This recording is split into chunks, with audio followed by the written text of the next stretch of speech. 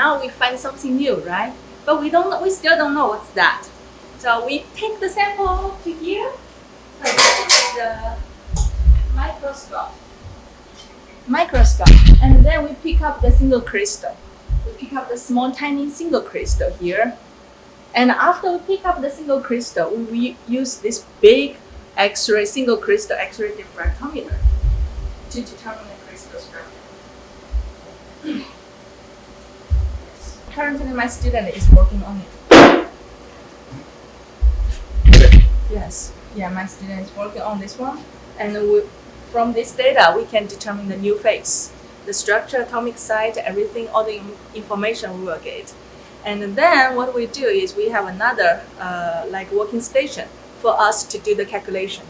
Okay. Yes, but we work a lot with other physics professor. They help us a lot. For example, Dr. Rong Ying, Dr. Jing, Dr. Ditusa, David Young, and Walt Plummer. They help me a lot. So we work very close to them. Yeah. And when you discover something new, yes, are you talking about new crystalline structure, or is it some combination of elements, or what exactly is it? So usually it's something new combination and with the new structure, and people never discovered it before, and we find it and then we determine what's that. And usually what we do is we also add some property characterization, so people know, oh, this is not only something new compound, it's a new material, we can use it in the future. Yeah. Okay, so you also kind of experiment to see what you could use it for? Yes, okay. Yes. So we measure the electricity conductivity, electrical conductivity. We measure the magnetic properties. So if it's something like fancy magnetic material, like permanent magnetic materials, we can use it, right? And for example, recently we are working on these magnetic semiconductors, and we find the material, it's not superconductor, but it has magnetization. Yes, it shows the ferromagnetic magnetic properties at around like 200 Kelvin, and we find, oh, that's also very cool, right? So new compound, you never know what's behind. That sounds pretty awesome. Yes, that's why we like doing this one, because every day you are making something new and you don't know what's that, and you find out, oh, that's so cool, you know. Yes, so that's really, yes. Cool. I think that's the fun part of doing science, because you never know what you made, right? It definitely sounds like the fun part of your science. Yeah. I can show you some stories. Like for example, making the new superconductors, right? And people always ask me, how do you make new superconductors? I said, well, I have a very strong chemistry intuition. But that's kind of something scientists shouldn't say, intuitions all the time. But I'm pretty sure chemistry people understand that. For example, I try to prove people the chemistry intuition is very important to make new superconductors. And how to prove that is I need to keep making new superconductors.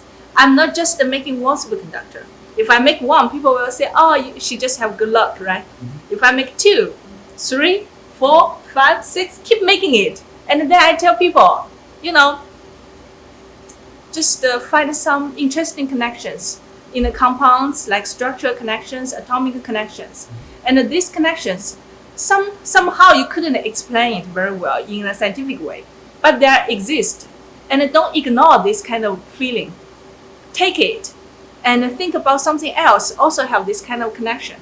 And maybe you will make some new materials. So I can give you an example.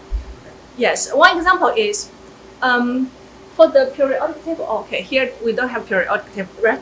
So for the periodic table, when I look at the molybdenum compound, I find, okay, molybdenum, gallium.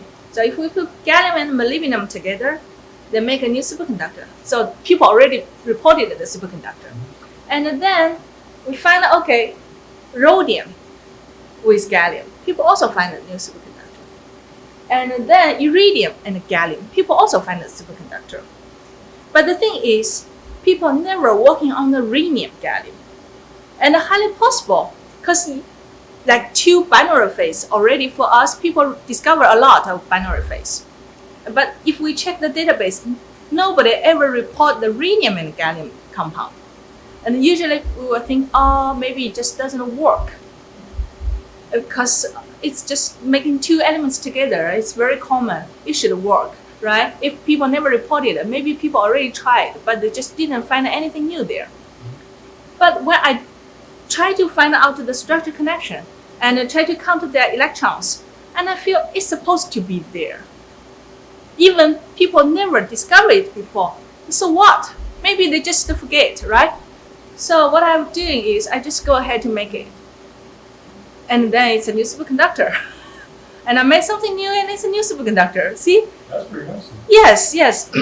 And also there's another example. Is making a new superconductor. That's the hafnium. We use the ruthenium doped into the hafnium 5 antimony 3. So it's the same.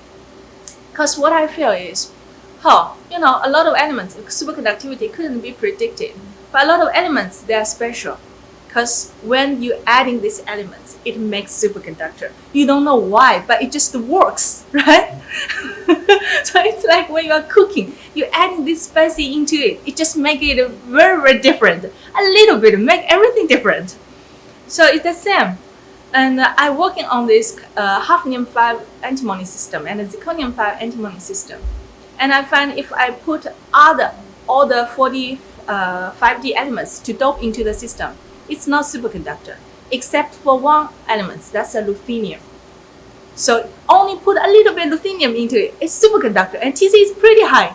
If I put like the neighboring elements, rhodium, it doesn't work. Put onto the other osmium or other stuff, nothing works. It just put on into the ruthenium, it works.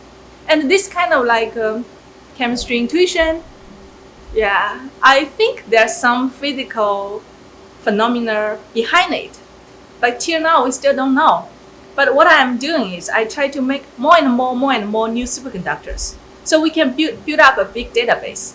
And later, people will figure out what's inside, right? But if there is no big database, we have no idea what's going on. So this is what I'm trying to do all the time, is we make more. Then you analyze your physics, work on it. Try to understand why.